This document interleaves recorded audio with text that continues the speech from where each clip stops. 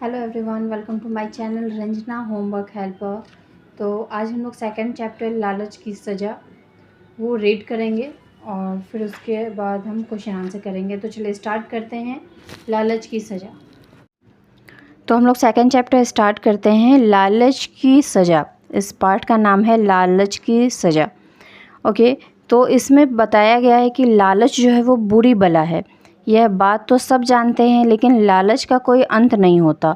एक होता है ना कि आपको अगर कुछ भी मिले तो हमें लगता है कि थोड़ा सा और मिल जाता तो अच्छा होता, थोड़ी सी और मिल जाती तो अच्छा होता। तो इसलिए लालच जो अगर एक बार इंसान के अंदर लालच आ जाए तो उसका कभी अंत नहीं होता। तो उसी को रिलेट करके एक स्टोरी है जो हम लोग अभी पढ़ेंगे और बहुत मज़ा आएगा इसको पढ़ने में। तो आप ध्यान से सुनिए और मैं पढ़ रही हूँ तो आप मेरे साथ पढ़ने की कोशिश कीजिए। यहाँ से स्टार्ट करते हैं हम। एक राजा था मिदास। राजा का क्या नाम था? मिदास। उसके पास सोने के असंख्य सिक्के थे। असंख्य का मतलब जिसको गिना ना जा सके, बहुत सारे सिक्के थे उसके पास। और सोने के गहनों का भंडार था।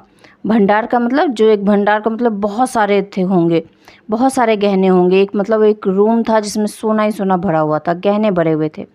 फिर भी राजा खुश नहीं था। फिर भी राजा बहुत दुखी रहता था। वह चाहता था कि उसके पास और अधिक सोना हो। एक रात की बात है, राजा मिदास अपने शयन कक्ष में उदास बैठा था। शयन कक्ष का क्या मतलब होता है? जो सोने वाला रूम होता है जिसमें लोग सोते हैं। अचानक उसके सामने एक देवदूत प्रकट हुआ। वह राजा से बोला, देखो यहाँ दिखाया गया है ना, ये राजा है और ये राजा है और ये देवदूत हैं। तो ये देवदूत राजा से क्या कहते हैं?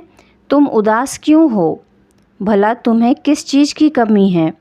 तो राजा कहता है कि राजा मिदास ने उत्तर दिया, हे देव, मैं बहुत गरीब राजा हूँ। मेरे पास बहुत कम सोना है। मेरे उदास होने का यही कारण है ना। उसे क्या हो गया था? लालच हो गई थी और उसे लग रहा था कि उसके पास जो सोना है वो क्या है? बहुत कम है। देवदूत मुस्कुराया और बोला, हे राजन, मैं तुम्हें वरदान देता हूँ कि आज से तुम जिस चीज़ को भी छुओगे वह सोने की हो जाएगी। राजा मिदास बहुत खुश हुआ। अगले दिन सुबह उसके सामने जो भी चीज़ आई वह उसे छूता गया। यह पलंग छूकर देखता हूँ, अरे वाह, यह तो सोने का हो गया। कुर्सियाँ भी सोने की हो गई। यानी कि जिस जिस चीज़ को जो भी उनके सामने आ रहा था उसने क्या किया? सबको छूते गए वो। राजा खुशी से झूम उठा। उसने नौकरों से नाश्ता लाने को कहा। मेज पर रोटी, सब्जी, फल, दूध आदि सजाकर रख दिए गए। राजा ने जैसे ही फल को हाथ में लिया, अरे ये क्या? ये फल तो सोने का हो गया। दूध दूध दूध भी सोने का। अब रोटी भी, ओह, ये क्या हो गया? ये तो रोटी भी सोने की हो गई। राजा भूखा ही रह गया। राजा को बहुत भूख लगी थी, लेकिन वो जिस जिस चीज़ को छू रहा था सब क्या हो जा रहा था? सोने की हो जा रही थी और राजा भूखा ही रह गया। तभी उसकी इकलौती बेटी दौड़ी हुई आई। मेरी प्यारी बेटी, आह यह क्या? तुम भी सोने की हो गई। यानी कि क्या हुआ? जैसे उसकी बेटी दौड़ कर राजा के पास आई, राजा ने उसे गोद में उठाने के लिए किया और उसकी बेटी क्या हो गई? सोने की हो गई। राजा मिदास फूट फूट कर रोने लगा। उसे लालच की सज़ा मिल गई थी। अगली रात देवदूत राजा के सामने फिर प्रकट हुआ।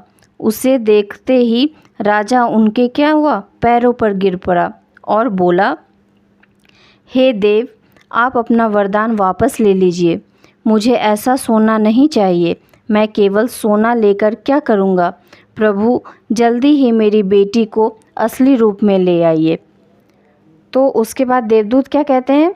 वो कहते हैं कि लालच क्या है? लालच मनुष्य को अंधा बना देता है राजन, किंतु लगता है तुम्हें अपनी गलती का एहसास हो गया है, इसलिए मैं अपना वरदान क्या करता हूँ? वापस लेता हूँ। देवदूत के यह कहते ही राजा की बेटी के साथ साथ राजमहल के अन्य सामान भी असली रूप में आ गए। इसके बाद राजा ने अपने सोने के भंडार को प्रजा की भलाई में लगा दिया। अब चारों तरफ राजा मिदास की प्रशंसा होने लगी। ईश्वर की कृपा से तुम अपने असली रूप में आ गई। राजा ने अपनी बेटी से कहा, किसे कहा? अपनी बेटी से कहा क्या? कि ईश्वर की कृपा से तुम अपनी असली रूप में आ गई। और उनकी बेटी भी फिर पिताजी पिताजी कहकर उनके पास आ गई, उनसे गले मिलने के लिए।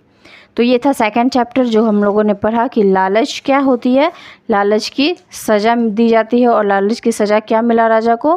कि वो जो जिस भी चीज़ को छूते थे वो क्या हो जाती थी? सोने की हो जाती थी। और फिर उन्होंने क्या किया? उन्हें एहसास हुआ इस बात का, और फिर उन्होंने देवदूत जी से क्या किया? प्रार्थना किया, और अपने जो वरदान उनको दे दिया गया था उन्हें वापस लेने को कहा गया था। तो आज हम इस चैप्टर में यही पढ़ेंगे। नेक्स्ट वीडियो में मैं आपको फिर से इसका शब्दार्थ और क्वेश्चन आंसर को सॉल्व करवाऊंगी। तो आज के लिए इतना ही, मिलते हैं फिर नेक्स्ट वीडियो में। Thanks for watching, thank you.